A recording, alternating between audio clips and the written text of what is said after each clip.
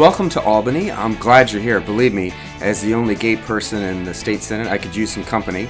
And it's really terrific to see so many people here fighting for equal rights. Trans people, lesbian, gay, bisexual. Our entire community is here in force, letting my colleagues know how important our lives are to the future of New York State. Good morning. I'm Assembly Member Deborah Glick, and I want to thank you so much for being here today and bringing the voices and the faces of LGBT New Yorkers to Albany. Thank you all for coming. Equality and justice is kind of the bedrock of our country, and that's what you're here about, and we need you to be here every year and bring your friends.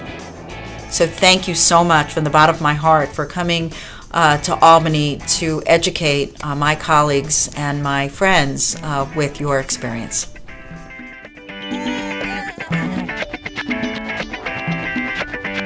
It's crucial that we have people here who've come from all over the state to ensure that we put a face to the issues that we are concerned about for the LGBT community. And having hundreds of LGBT New Yorkers flood the halls of the Capitol and the LOB, the Legislative Office Building, is a consciousness-raising exercise for the people here in Albany. Look, we have so many bills that have to do with LGBT rights. Right now, really what's important is that we ensure that we pass gender. Discrimination against transgender New Yorkers is one of the last categories of discrimination that is not recognized in our state human rights law. The effort to pass gender is as important as any that we're working on now. And it's because you can't live in a state where certain people are denied basic rights. We absolutely need to pass gender so that we can protect people on the basis of gender identity and expression. No one should have a lack of protections merely because of the zip code that they live in. Not one more! I'm working with the Pride Agenda to pass a law here in New York that's co-sponsored by Assemblymember Glick that would ban licensed therapists from practicing the harmful procedure known as conversion therapy.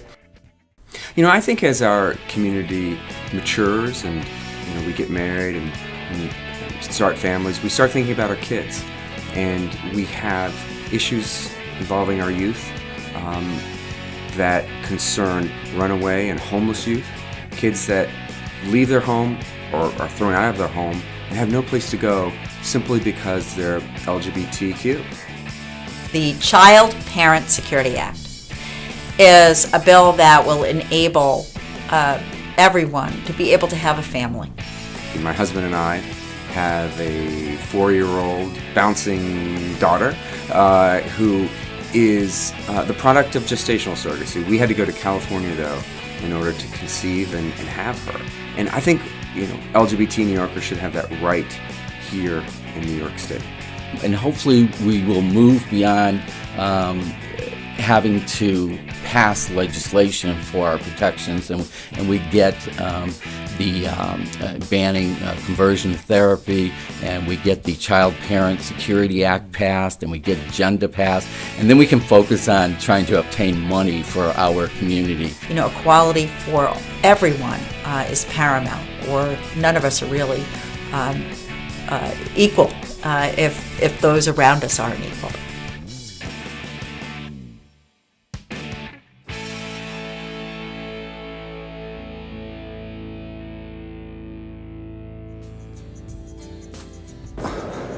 I think the greatest advice that I can give is actually two-pronged, and it's fairly difficult. One, be honest and truthful, and two, always offer up the Cliff Note versions. Don't be shy. Don't assume that the person you're talking to knows what you're talking about. And make sure to get real commitments, because that conversation is about the next conversation that staff member or legislator has. Legislators are not that much different from anybody else. Talk to them as you would a friend.